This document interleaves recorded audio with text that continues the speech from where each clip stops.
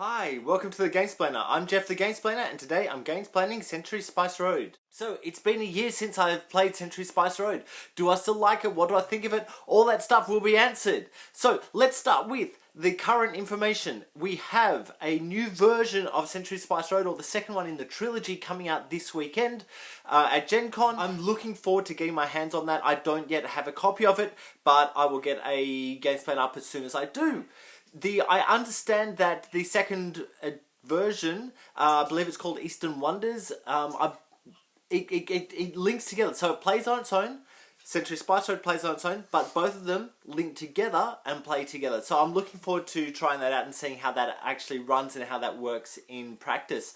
And I believe next year when they bring out the third version, I guess, of Century Spice Road, that one will also link into the other two, so there'll be this massive game able to be played, but also with three smaller games able to be played within that. I think that's a really wonderful idea, and I look forward to seeing how that all plays out in the end with all that interconnectionness and how that all kind of works together.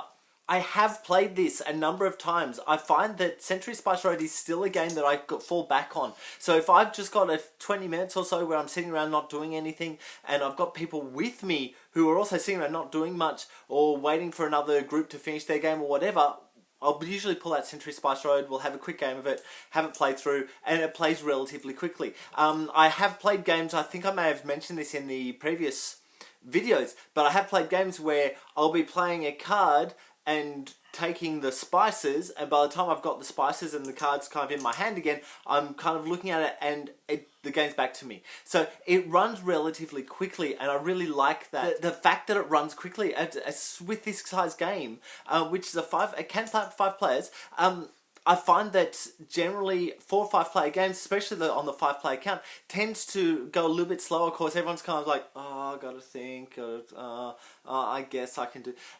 By the time it gets back to you, it's taking the time. I really appreciate whenever there's a game that turns around really quickly, so it comes back to my turn really quickly, so there's no downtime, there's not enough time for me to reach for a phone. Not that I do that during game, but you know, there's for people at the table to reach for their phones and check Facebook or whatever. There's not enough time for that in this game. I really, really appreciate that. Since I did the original video, they brought out the Golem Edition. Time will tell if they're going to do Golem Editions for the other 2 versions of the game. In fact, I've had people comment on pictures I put up of Instagram of me playing the original game, Century Spice Road, and saying, oh, is this a really good game? Should I get it? Should I get the Golem Edition? And my response to that, and whenever I get that question, is I'm waiting to see if they bring out a Golem Edition of the next version of the Eastern Wonders version. If they do that, then they're most likely to bring out the Golem Edition of the third one, so it's okay to go for the Golem Edition because, you know, they all link together. I don't know how the Golem Edition would actually link together with the second version, or even the third version for that matter.